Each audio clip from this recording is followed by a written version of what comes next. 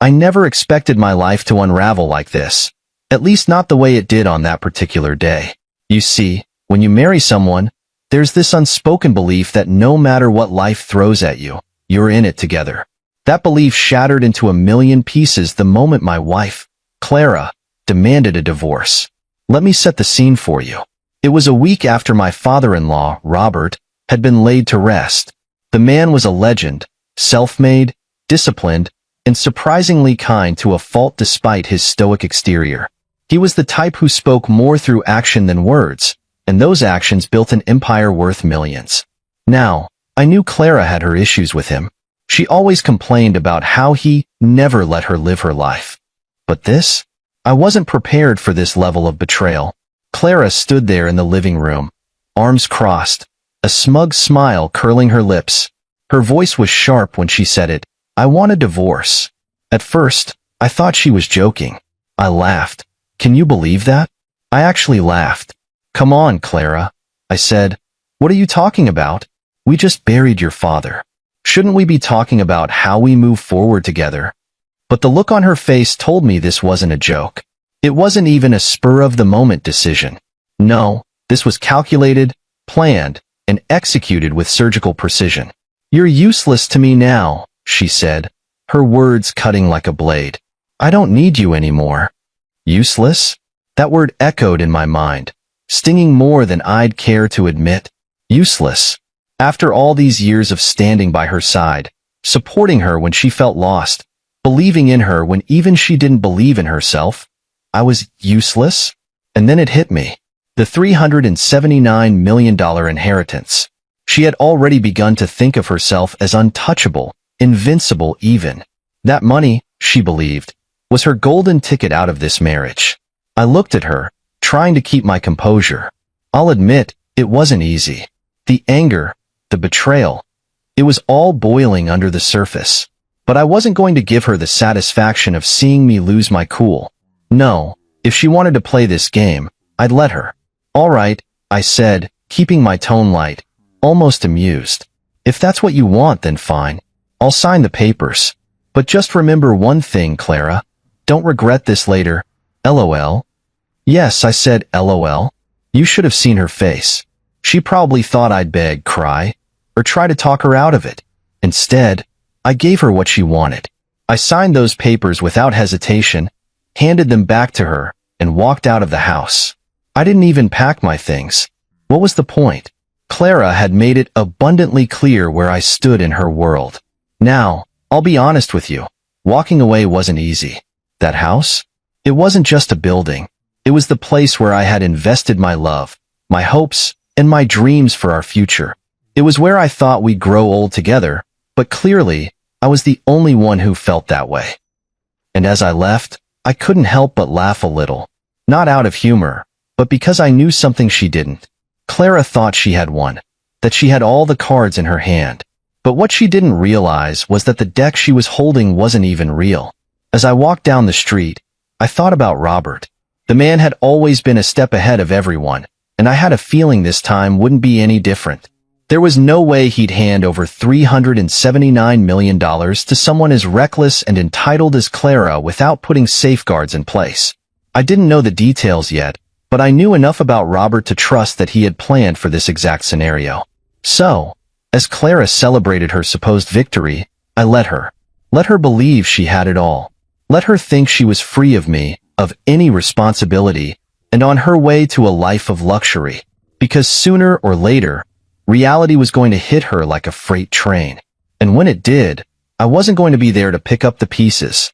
No, this time, Clara was on her own. You'd think by now I'd have seen the cracks in the foundation of my marriage. But no. Hindsight is a cruel teacher, isn't it? Looking back, I realized the signs were always there. Little moments, subtle words, fleeting expressions that hinted at who Clara really was. I just didn't want to see it. Let me take you back to the beginning. When Clara and I first met, she had this charm, a magnetism that could draw anyone in. She was witty, elegant, and had a spark in her eyes that made you feel like the luckiest man alive if you caught her attention. And I fell for it, hook, line, and sinker. At the time, I was doing well for myself. I wasn't wealthy by any means, but I was comfortable. I had a solid job, a modest home, and a steady routine. Clara, on the other hand, was floundering. She was 30, unemployed, and still living off the occasional allowance her father sent her way. She tried a few things, freelance writing, some vague consulting work, even a short stint as a boutique manager, but nothing ever stuck. When we started dating, I didn't see her lack of ambition as a red flag. If anything, I saw it as an opportunity to support her, to help her find her footing. She had potential, I told myself. She just needed someone to believe in her. And for a while, it seemed like I was right. Clara was sweet, attentive, and seemed genuinely interested in building a life together. But there was one constant shadow in her life. Her father, Robert. Robert was the polar opposite of Clara. He was disciplined, pragmatic, and incredibly successful.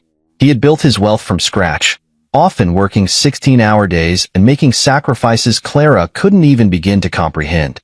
And boy, did she resent him for it. He never cared about me, she'd say, bitterness dripping from her words. All he ever cared about was his stupid businesses. Even when I was a kid, it was always, Clara, be responsible. Clara, work hard. Clara, save your money. Like I'm some kind of investment instead of his daughter. I didn't know how to respond to that. From where I stood, Robert seemed like a good man. He might have been strict, but he cared.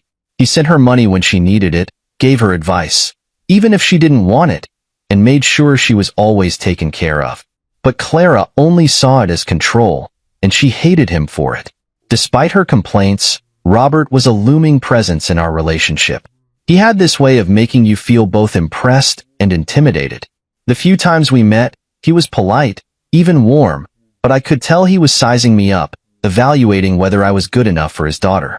Take care of her, he told me once. She needs stability. I promised him I would. I meant it too. But I don't think even Robert knew how deep Clara's entitlement ran. After we got married, it became clear that Clara had no interest in contributing to our life together. I worked long hours to pay the bills while she spent her days shopping, meeting friends for lunch, and scrolling through social media. Every now and then, she'd talk about getting a job or starting a project, but nothing ever came of it. At first, I brushed it off. She's adjusting, I told myself. Marriage is a big change. She'll find her rhythm eventually. But as months turned into years, I realized that wasn't going to happen. Still, I held on. I loved her, and I believed in us. I thought if I just gave her enough time and support, she'd figure things out. But deep down, I think I always knew the truth. Clara didn't want a partnership. She wanted a free ride. Things got worse as her resentment toward Robert grew. She'd complain endlessly about how he was hoarding wealth while she struggled to enjoy life. Never mind that she wasn't struggling, at least not financially. Between the allowance Robert still sent her and my steady income, Clara had everything she needed. But it was never enough. She'd talk about how things would change once Robert was gone. He thinks he can control me with money, she'd say. But when he's gone, I'll finally be free. It made me uneasy, hearing her talk like that. I chalked it up to frustration, but looking back, it was something more. Clara wasn't just waiting for her father to pass away. She was banking on it. I should have seen the warning signs then. The entitlement, the bitterness, the way she always blamed other people for her problems. It was all there, plain as day. But I ignored it, convinced that love was enough to make everything work. And so, I kept working, kept supporting her, kept believing in a future that, as it turns out, was never meant to be. You know, there's a specific kind of arrogance that money brings out in certain people, the kind that isn't even rooted in actual possession, but in the mere belief that the money is theirs. That was Clara after Robert's funeral. She acted like she'd already won the lottery, and in her mind, I was just the extra baggage she needed to unload before starting her real life. The change in her demeanor was instant. I mean, we were barely back from the funeral when Clara started planning her lavish future. It wasn't grief that filled the room those days. It was entitlement, pure and simple. She'd walk around the house with this air of self-importance, already talking about renovations, new cars, and vacations. Once the estate clears, I'm hiring an interior designer, she said one evening, scrolling through photos of luxury villas on her phone. This house has so much potential, don't you think? The irony wasn't lost on me.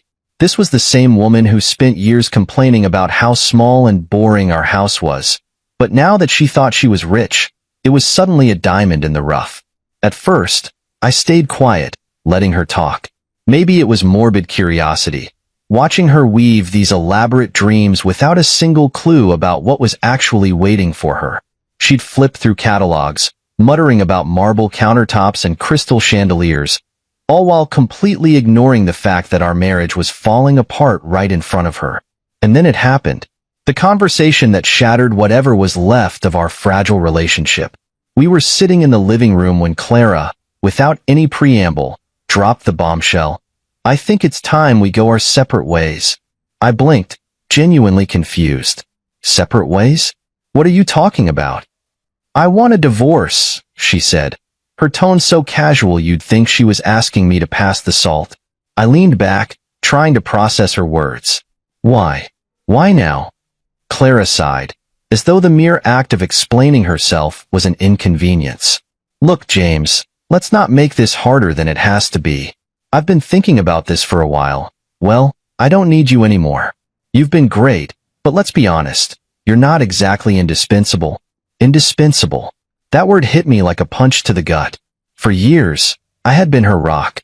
I paid the bills, cooked the meals, and cleaned up the messes, both literal and metaphorical. But now, because she thought she had a $379 million safety net, I was suddenly disposable? I could feel the anger bubbling up, but I forced myself to stay calm. So, this is it then? You think a pile of money is going to solve all your problems? Her eyes narrowed, and her voice took on a sharp edge. Don't act like this is some big betrayal. You've known for years that this marriage wasn't working.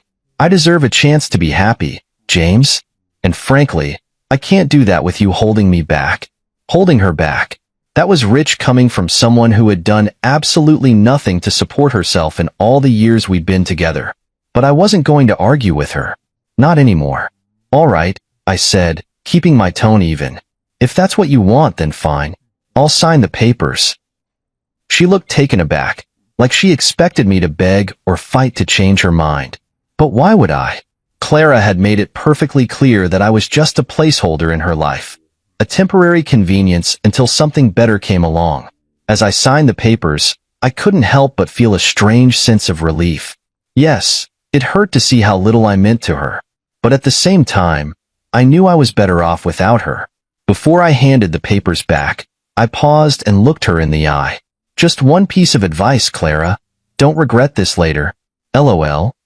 Her lips curled into a sneer. Trust me, I won't. She didn't even wait for me to leave. As I walked out the door, I could hear her on the phone, talking excitedly about a luxury spa retreat she wanted to book to celebrate. Celebrating what? Exactly? Losing a husband who would have walked through fire for her?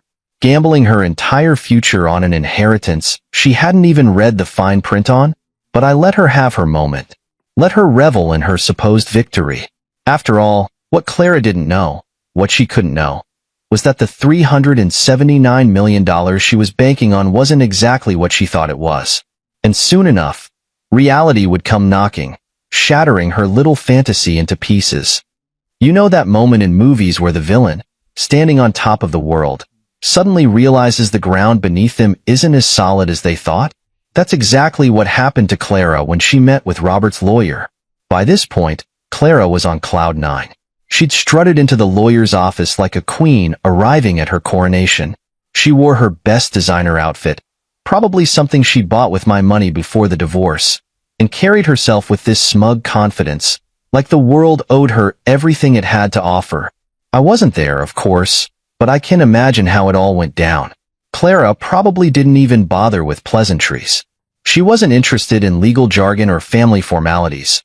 She was there for one thing and one thing only. The $379 million she believed was her birthright. The lawyer, a man named Mr. Grayson, was an old friend of Robert's. He'd handled the family's legal matters for decades, and he wasn't one to suffer fools lightly. Clara, however, didn't realize this. Let's cut to the chase, Mr. Grayson.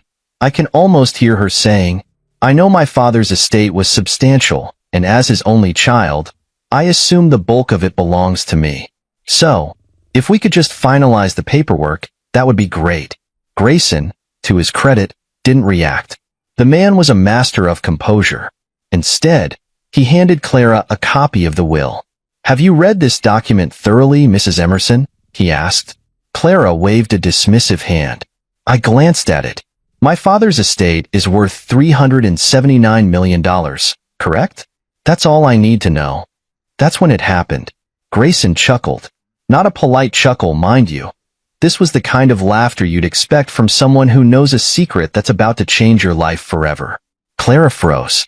What's so funny? She demanded, her voice tinged with irritation. Grayson leaned back in his chair, his eyes twinkling with a mix of amusement and pity.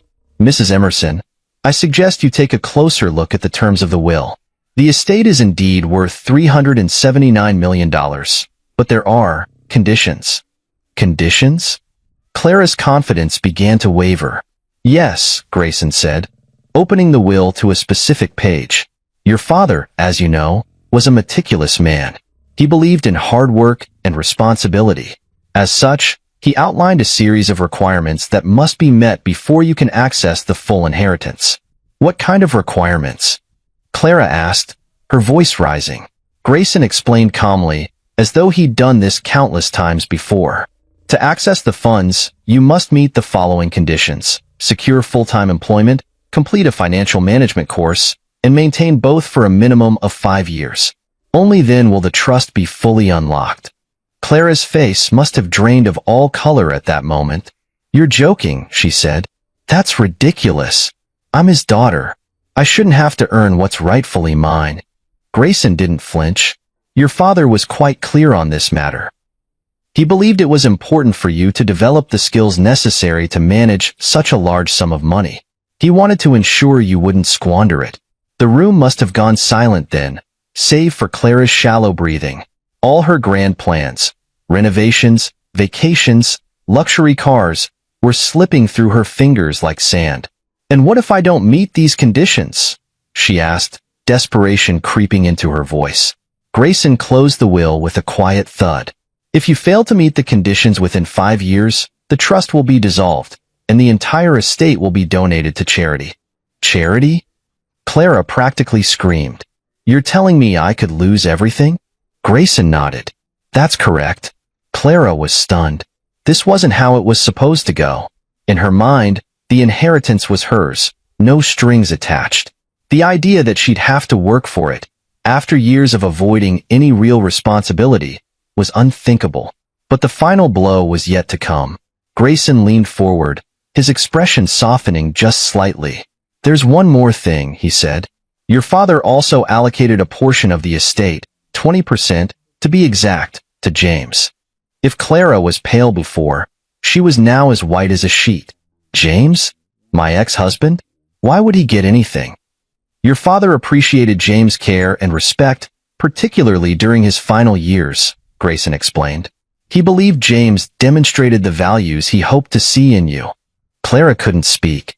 She had come into that office expecting to leave as a millionaire, only to find herself saddled with a to-do list and a fraction of what she thought she deserved. As for James, well, that's me. I wasn't surprised when Grayson called to let me know about the 20%. I thanked him and told him to give Clara my regards. After all, I warned her not to regret this later. I have to admit, when I got the call from Mr. Grayson, Robert's lawyer, I already had a pretty good idea of what had happened in his office. I could practically hear Clara's screeches through the phone line, even though I wasn't there. But hearing Grayson lay it all out for me, piece by piece, was satisfying.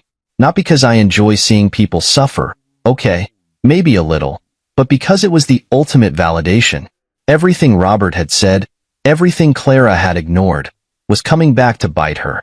Let's rewind for a moment. Robert wasn't just a businessman. He was a strategist. The man didn't leave anything to chance, especially not his $379 million estate. He once told me over a cup of coffee, James, money is like fire. It can warm you if you respect it, or it can burn you if you don't. I didn't realize then how much weight those words carried. Now, Clara? She treated money like it was her birthright, not something she had to earn or respect. She assumed her inheritance was a golden parachute that would whisk her away to a life of luxury without effort. And that's where Robert's brilliance shone through. He didn't just leave her $379 million. He left her a challenge, and a brutal one at that. Grayson explained the details to me during our call. Your ex-wife didn't read the will, did she? He asked, amusement dripping from his tone. Not a chance, I replied. She probably skimmed the first page and assumed she hit the jackpot. Grayson chuckled. Well, she's in for a rude awakening. The trust fund is locked until she meets the conditions outlined by your father-in-law. Full-time employment, financial management training, and maintaining both for 5 years.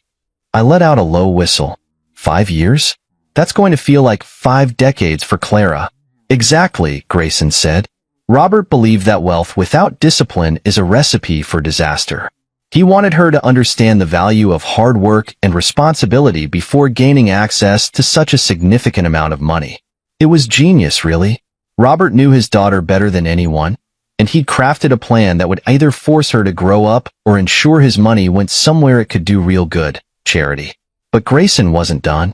There's one more thing you should know, he said. Oh? What's that? Robert left you a portion of the estate as well. 20%, to be exact. I almost dropped the phone. 20%? Are you serious? Quite serious. Robert valued the respect and care you showed him, especially in his final years. He wanted to ensure you were recognized for that. I didn't know what to say. On one hand, I was grateful. On the other, I couldn't help but feel a pang of guilt. This wasn't my money. It was Robert's legacy. But then again, he'd made his wishes clear, and I wasn't about to argue with a dead man's wisdom. As I processed this information, my mind wandered to Clara. She must have been losing her mind. For her, the conditions of the trust fund weren't just inconvenient. They were catastrophic. Clara had spent her entire life avoiding responsibility. Now, if she wanted access to the fortune she'd been banking on, she'd have to do the one thing she despised, work. And that wasn't all. The fact that I, her useless ex-husband, had been granted 20% of the estate was the ultimate insult. Robert might as well have reached out from the grave and said, "Grow up, Clara. Learn from someone who understands the value of hard work." I couldn't help but chuckle at the irony. Clara had spent years complaining about Robert's strictness, calling him stingy and controlling. But in the end, his discipline was what made him successful, and his wisdom ensured his wealth wouldn't be squandered. Now, here's the kicker. The trust fund wasn't just a lesson for Clara. It was a testament to Robert's character, his belief in accountability, and his refusal to let his fortune ruin the people he cared about. I hung up the phone feeling a strange mix of vindication and closure. Clara had always seen Robert as an obstacle, someone who stood between her and the life she thought she deserved. But now, she was facing the harsh reality that he was the only one who truly understood her potential, and the only one who was willing to push her toward it. As for me, I wasn't going to gloat. Okay, maybe I'd enjoy the thought of her trying to figure out how to hold down a job for 5 years. But mostly, I felt free. Free from Clara's entitlement, free from her constant criticism, and free to move on with my life. And the $40,000 I'd eventually receive from Robert's will? That wasn't just money, it was a reminder. A reminder that integrity, respect, and hard work matter. I'll admit, part of me wished I could have been a fly on the wall when the truth hit Clara like a freight train. The Clara I knew didn't handle disappointment well. She had always been someone who avoided responsibility and thrived on entitlement, and now she was facing a reality she couldn't manipulate her way out of. After learning about the conditions in Robert's will, Clara's world must have felt like it was collapsing around her. I could imagine her sitting across from Mr. Grayson, her face pale, her hands shaking, and her voice rising in that panicked tone she used whenever things didn't go her way. "What do you mean I have to work? That's absurd." I can hear her saying, "I'm his daughter. That money belongs to me." Grayson, ever calm and professional, likely responded with something like, "Mrs. Emerson, your father made his intentions very clear. He wanted to ensure his wealth would be used responsibly. These conditions are non-negotiable. For someone like Clara, who had spent her life avoiding anything resembling hard work, this must have felt like a cruel joke. She had built up this fantasy in her head, a fantasy where she was free to indulge every whim without consequence. But now, that fantasy was crumbling, leaving her with nothing but frustration and regret. When Grayson revealed that I'd been given 20% of the estate, I could practically see Clara's blood boiling. The very idea that I, the useless ex-husband she had discarded without a second thought, was deemed worthy of her father's respect must have been unbearable for her. "What does he get 20% for?" she probably demanded. "He's not even part of this family anymore." Grayson, unbothered, likely reminded her of the respect I had shown Robert during his final years, a respect Clara herself had never given him. That must have stung. And the best part? She couldn't do a thing about it. The will was ironclad, meticulously crafted to prevent any legal challenges. Clara had no choice but to accept the terms, no matter how unfair they seemed to her. But the real blow came later, after the meeting. Clara's arrogance had been stripped away, leaving her with nothing but the harsh reality of her situation. She was jobless, divorced, and now faced with the daunting task of meeting the conditions of the trust fund. I'm sure she spent days pacing around the house, trying to figure out her next move. She probably thought about contesting the will, but deep down, she knew it was futile. Robert's lawyer would have anticipated every possible argument, and Clara didn't have the resources, or the energy, to fight a losing battle. At some point, regret must have started creeping in. Clara had burned every bridge she had, believing the $379 million would make her untouchable. Now, she was left with nothing but a list of conditions she wasn't remotely prepared to meet. And let's not forget the humiliation. Clara had spent years mocking Robert for his discipline, calling him stingy and out of touch. Now, she was being forced to embrace the very values she had spent her life rejecting. It was poetic justice, really. I imagine Clara sat alone in that big house, staring at the trust fund paperwork, wondering how everything had gone so wrong.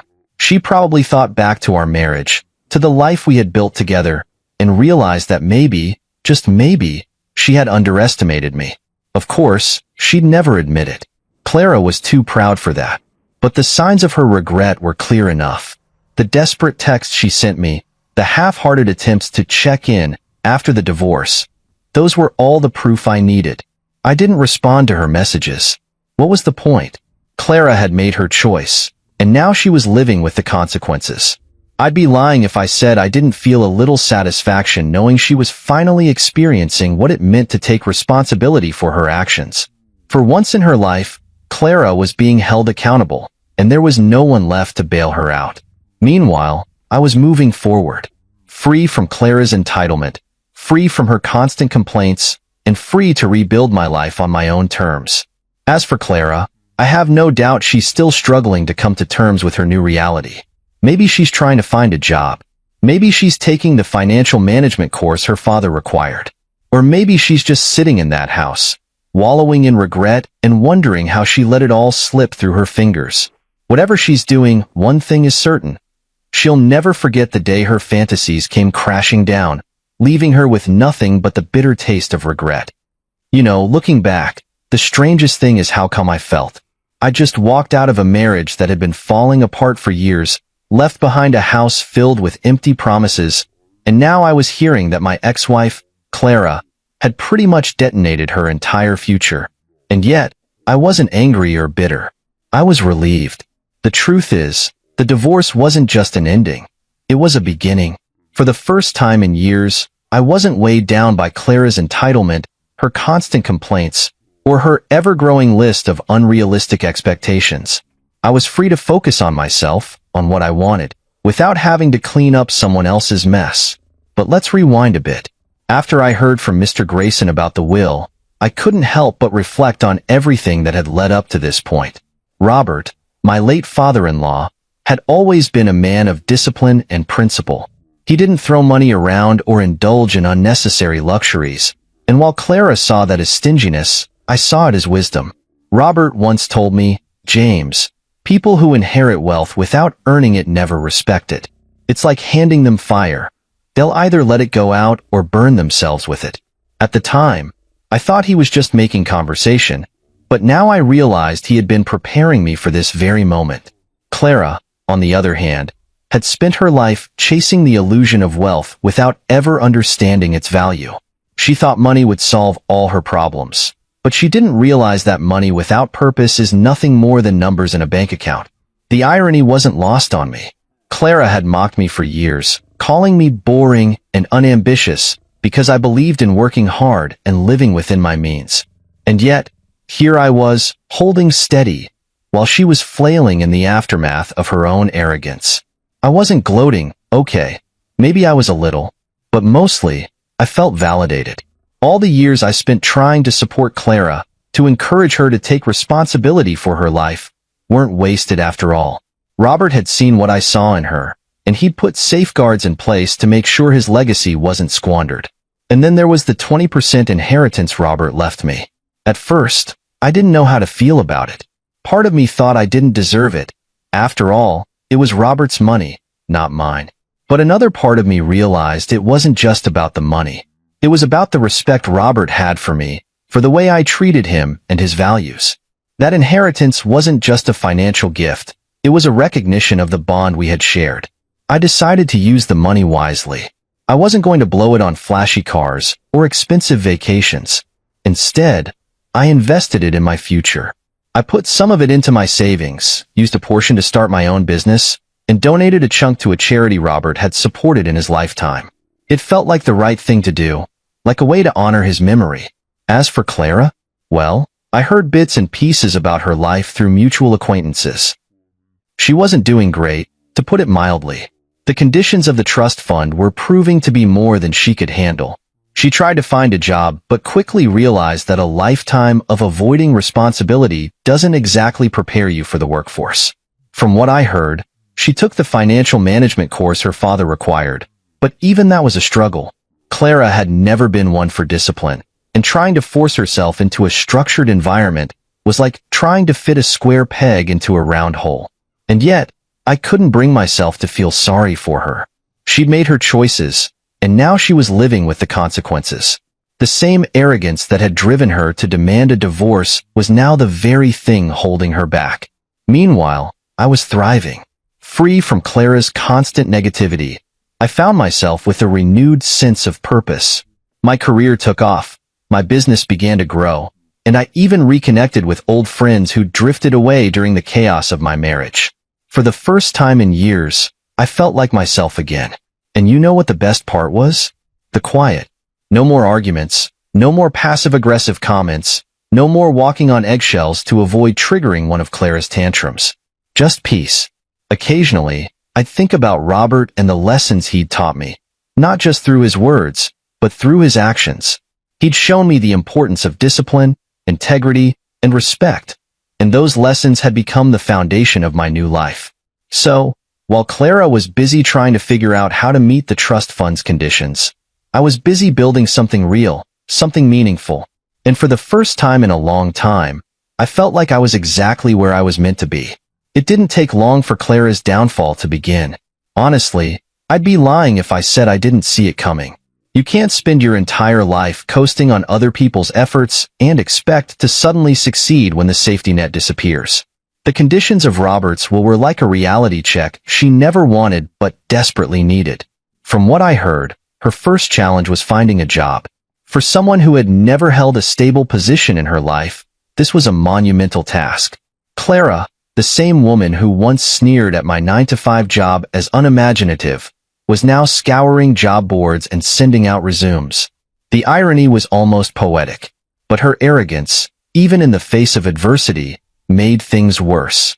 Instead of humbling herself and starting small, Clara aimed for positions she had no qualifications for: executive roles, senior management, anything that sounded prestigious. When the inevitable rejection emails came flooding in, she was baffled. "What do they mean I'm not qualified?" she probably muttered, glaring at her laptop screen.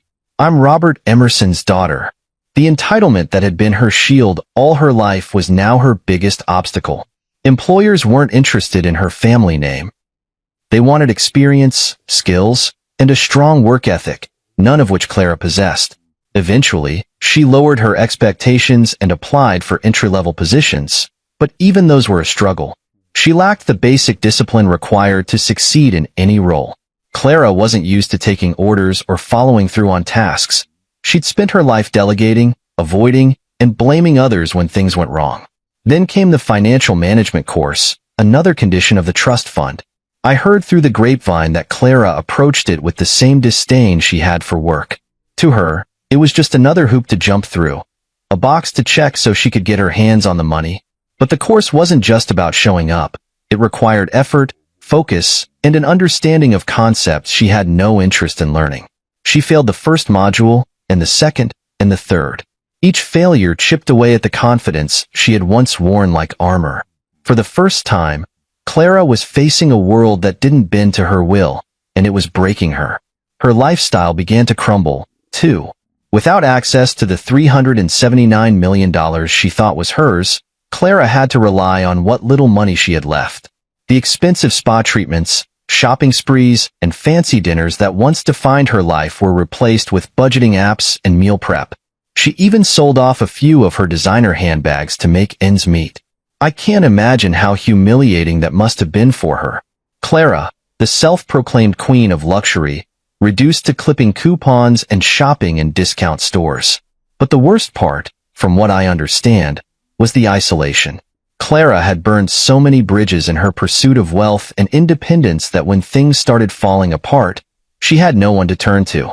Her so-called friends, the ones who had cheered her on when she divorced me, vanished the moment her money ran out. It's funny how quickly people disappear when you're no longer useful to them. Clara learned that the hard way. Meanwhile, the clock was ticking. The trust fund conditions gave her 5 years to secure a job, complete the financial course, and maintain both consistently. But each failure, each misstep, made the goal seem further and further out of reach. I heard she tried to contest the will at one point, claiming the conditions were unfair. Of course, the case didn't go anywhere. Robert had been meticulous in crafting the will, and there was no legal loophole for Clara to exploit. She was stuck, and she knew it. Every now and then, I'd hear snippets about her from mutual acquaintances. "She's struggling," they'd say. "She's not doing well." I never asked for details. I didn't need to. Clara's downfall wasn't something I wanted to gloat over. It was just a natural consequence of the choices she had made. Still, there was a part of me that hoped she'd learn something from all this. Maybe the struggle would force her to grow up, to finally take responsibility for her life. But deep down, I knew better. Clara had spent so long blaming everyone else for her problems that I doubted she even knew how to look in the mirror and see the truth. By the end of the first year, the cracks in her life were fully exposed. She was jobless, broke, and alone, clinging to the faint hope that she might somehow turn things around before the 5-year deadline. But if you ask me, the real tragedy wasn't that Clara had failed to meet the conditions of the trust fund. It was that she had failed to see the opportunity in front of her. Robert's will wasn't just about money. It was about growth, responsibility, and redemption. It was a chance for Clara to prove to herself and to the world that she was more than just a spoiled, entitled heiress. Unfortunately, Clara wasn't ready to take that chance. And by the time she realized it, it was already too late. While Clara was stumbling through the wreckage of her life, I was finally starting to rebuild mine. Walking away from her and that toxic marriage had been the best decision I'd ever made. It was as though a weight had been lifted, and I could finally see the path ahead of me clearly. Robert's unexpected 20% inheritance gave me a sense of security I hadn't felt in years. It wasn't the amount that mattered, it was what it symbolized. Robert's acknowledgement of my efforts and values meant more than any dollar figure, and I wasn't going to squander it. I invested wisely, putting some of the money into starting my own consulting business. It wasn't flashy, but it was something I had always wanted to do. I spent years honing my skills in sales and management, and now I was finally working for myself. Watching my business grow was deeply fulfilling in a way I hadn't experienced in a long time. My personal life blossomed, too. Without Clara's negativity dragging me down, I found myself reconnecting with old friends, and forming new relationships. For the first time in years, I felt like I could breathe, like I was living, not just surviving. Meanwhile, Clara's life continued to spiral. She had exhausted her options. The trust fund's conditions proved insurmountable, and each failure seemed to tighten the noose around her aspirations. By the end of the second year, her attempts to secure a job had dwindled to nothing. Employers didn't want someone with no experience and an entitled attitude, and Clara wasn't willing to start at the bottom. The financial management course? That was a disaster, too. Clara's disdain for discipline meant she never took it seriously, and she failed multiple times before finally giving up. The countdown to the 5-year deadline was moving faster than she realized, and with every passing day, her chances of accessing the trust fund faded further into the distance. By year 3, her financial situation had deteriorated significantly. The money she once thought would last forever was gone, spent on trying to maintain a lifestyle she could no longer afford. The big house, the designer clothes, the spa treatments, all of it disappeared. From what I heard, she ended up moving into a small apartment, barely scraping by on what little she had left. Her social circle had evaporated, too. The friends who had celebrated her independence after the divorce were nowhere to be found. It turns out they weren't interested in Clara without the promise of lavish dinners and shopping trips. Alone and isolated, she had no one to turn to. I'd hear snippets about her occasionally, how she was struggling, how she'd become a shadow of the woman she once was. I didn't go looking for these updates, but people love to talk. "You dodged a bullet with that one," a former colleague said to me once. "She's really hit rock bottom." I nodded, offering a polite smile, but I didn't feel the satisfaction I thought I would. By then, Clara wasn't even a part of my life anymore, just a distant memory of a chapter I'd long since closed. As the 5-year deadline approached, the inevitable happened. Clara failed to meet the conditions of the trust, and the $379 million was forfeited. The money went to charity, just as Robert had planned. Clara, the woman who had built her life on the assumption that wealth would always be within her grasp, was left with nothing. I imagine that moment must have been crushing for her. All the dreams she'd had, all the plans she'd made, gone in an instant. She'd spent years blaming others for her problems, but now there was no one left to blame. As for me, life was good. My business was thriving, and I had found a sense of purpose that had been missing for years. The lessons I learned from Robert about discipline, respect, and the value of hard work had become the foundation of my success. One day, I received a letter. It was from Clara. The handwriting was shaky, almost unrecognizable, but the message was clear. She was asking for help, not money, but advice. "I don't know what to do anymore," she wrote. "I've made so many mistakes. I don't expect you to forgive me, but I don't know who else to turn to." I stared at the letter for a long time before putting it away. Clara had burned every bridge, including ours. I wasn't angry at her anymore. I'd moved past that, but I wasn't going to step back into her chaos. The truth is, Clara's downfall wasn't about the money or the trust fund. It was about her refusal to take responsibility for her life. She had every opportunity to grow, to change, to build something meaningful, but she chose to cling to her entitlement instead. And me? I chose to move forward. I rented a modest condo, invested my inheritance wisely, and focused on building a life I could be proud of. The $40,000 I received from Robert's estate remains untouched in my account, a reminder of the man who taught me that wealth is meaningless without integrity. Clara may have turned pale when she heard the truth about the will, but I walked away with something far more valuable: freedom.